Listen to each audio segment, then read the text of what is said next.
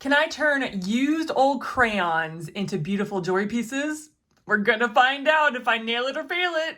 What's going on, my fellow jewelers? So I had this fun experience last week where I turned these crayons into an art piece for my kids' bedroom. And I was so excited about it. I was like, this is really fun. Like, I'm really getting into it. And then I decided to look up melted crayon jewelry, and it opened up a whole new world to me. So today, for the first time in front of you guys, with you guys, I should say, I am going to try making melted crayon jewelry pieces. And so I'm using UV resin today. We're gonna see if I nail it or fail it. You gotta tell me at the end, did I nail it or did I fail it?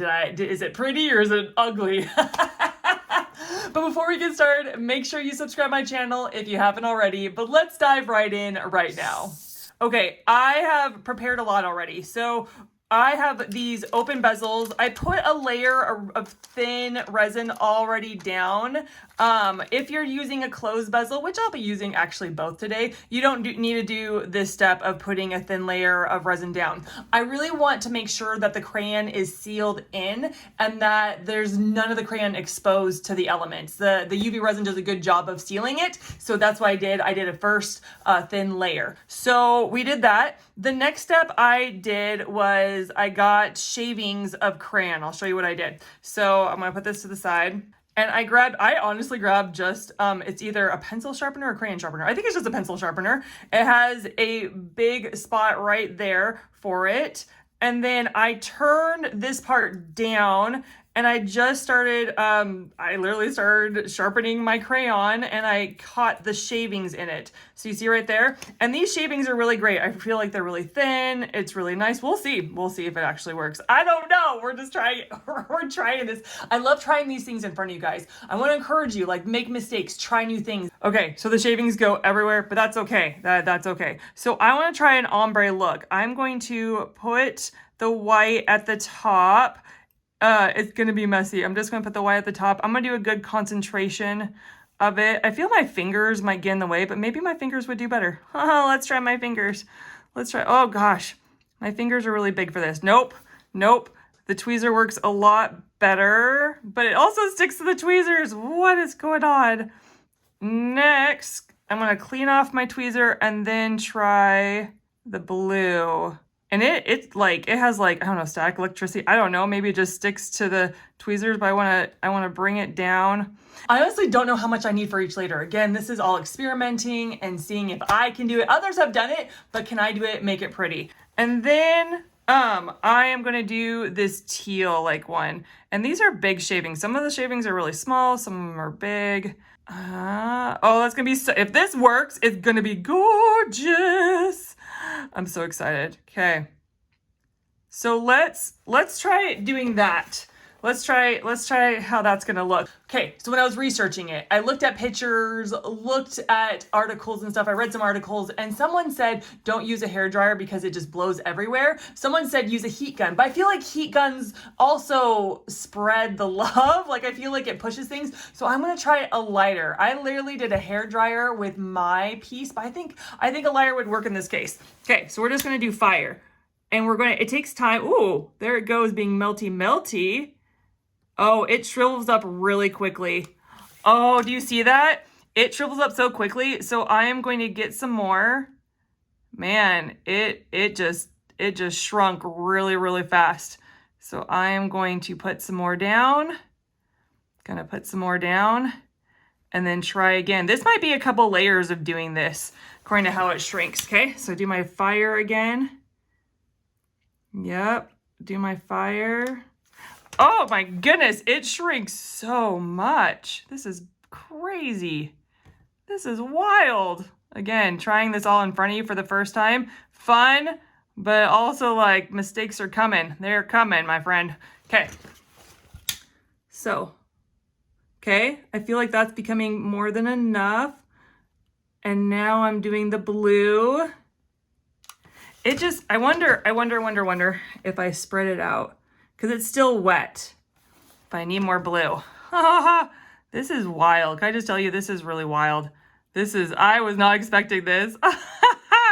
thing I think about wax is that you can remelt it, right? So if I don't have exactly right, I can warm it up again and melt it. That's what I'm thinking, right? Because when you do like wax candles and everything, like you can, you know, put a light on it, it melts, and put a line on it, it melts, and all the things, right? So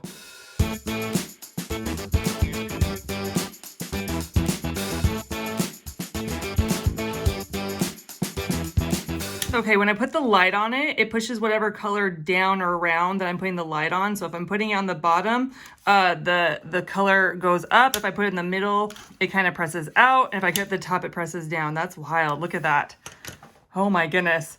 Oh, okay, that was a lot more work than I thought. I thought I'd just put some down and it would just go bloop and be all nice. I think because the shavings are so thin, I think it needs a lot. I think if I chopped up the crayon into bigger chunks, I think it would be more of that bloop sensation or reaction that I was looking for. But I think it's really pretty. But look at that. That's really pretty. Ooh. And if I don't like it, like I can change like the light, not the light, the fire really helps me to move things around in the direction I want to go. But it also, I can't use my tool too much because it cools it down so fast and it doesn't have a nice shimmery look. But look at that. That's wild. That's so crazy. Okay. I'm just blown away. I want comments already. I want your thoughts. What are you guys thinking? What are you guys feeling like? Would you try this? Would you not? Like, this is so fun. So I'm actually going to do it for this piece, and I'm actually going to do it for this piece. I'll do it in fast forward. So I'm going to get someone suggested, brilliant person. I don't even remember who did. One of you guys suggested to hold up this bracelet that I get like the flower foam and shove it and shove it in so it stays put. Y'all are brilliant. Thank you for your comments. I love when you guys comment and you guys give suggestions because it just enriches our community. I love our little community of jewelry makers. It's just so much fun to me because we bounce off ideas off of each other. Okay, so I'm going to do the same thing. Here is here. I don't need to do any UV resin on it yet. That will be the top coat that I do for this because it's a closed bezel, but this one already has a thin layer of UV resin. Okay, so I'm just going to fast forward for you and I will show you the results.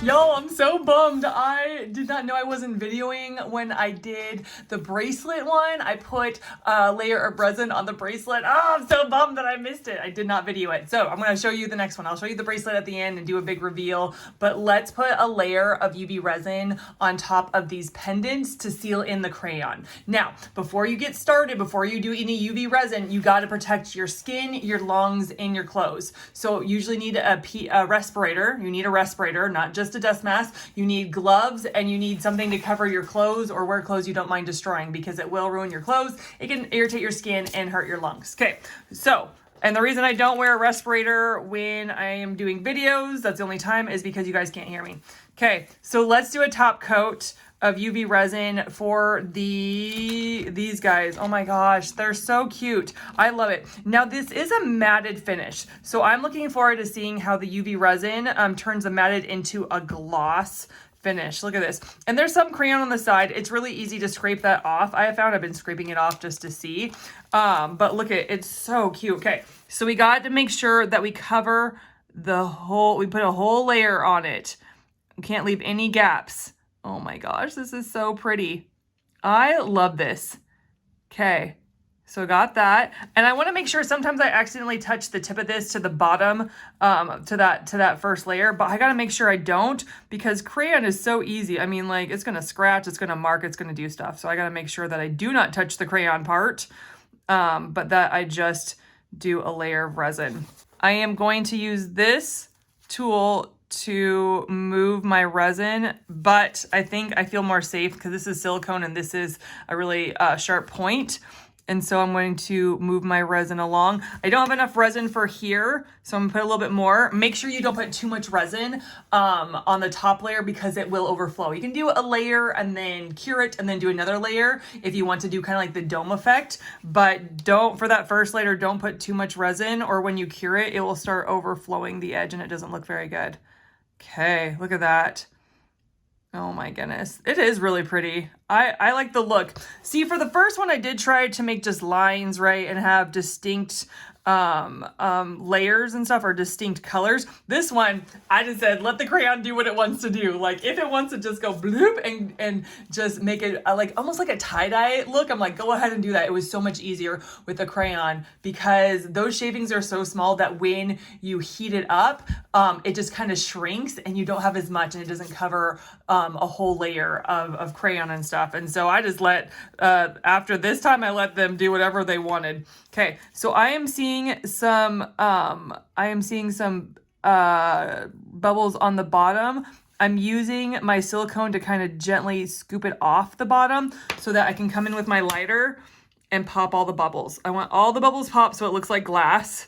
That one's so pretty. That one needs a little kick. I might add some fine glitter. Look at that. I'm gonna add some fine glitter. I'm gonna put it to the, ooh, put it to the side, and then pinch it on. Okay, that's really pretty. And I'm kind of gonna move it around so it's not too much the highlight, but that's pretty, because it was looking not as beautiful as this. I like just letting the colors flow how they wanted to. So I add a little bit of glitter. So now I'm going to cure it for about 2 minutes, a minute and a half, and we will look at the results. Okay, so before I do the big reveal, because it's still curing, that layer of UV resin is still curing, I want to let you know that I am doing UV resin online courses. So I do a lot of YouTube videos, but they're fast forwards and they don't go through every technique, but I actually have a beginner's bundle where it does the do's and the don'ts. It does from beginning to end, all the things you should and shouldn't do, as well as making 7 beautiful jewelry pieces. And so you can go and check that out, desiJewelry.thinkific.com. Here's the link. There's a link in the description as well. Go check it out. Okay, y'all, did I nail it or fail it? Let's look at this one. Oh my goodness. Oh, there's a little bubble that snuck in there. All those bubbles, they make me so mad. But look at this. Oh my goodness. It's really pretty. Like, I would wear that with a blue outfit. I might need to put on a blue outfit. I'm going on a date with my husband today, and I put on a blue outfit and put this on. Oh my gosh, it's so pretty. Okay, let's check this out. Did I nail it or fail it? Is this something you would do? Let's look at the back. It did everything melt. I was wondering that when I was doing this. I was like, did everything melt? And it did. Ooh, it's actually prettier on the back than it is on the front, though there are bubbles. But look at that. Okay, so I'm taking off. Ooh, that's pretty. Taking off that. Oh, y'all, what do you think?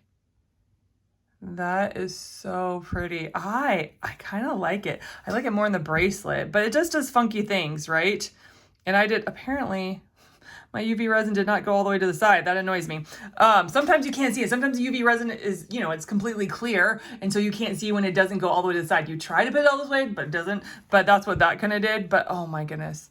Okay, y'all. The question of the day, did I nail it or did I fail it? What could I have done different? What could I have done better? What would you have done? Okay. And that, my fellow jewelers, is how you use old crayons to make beautiful resin jewelry.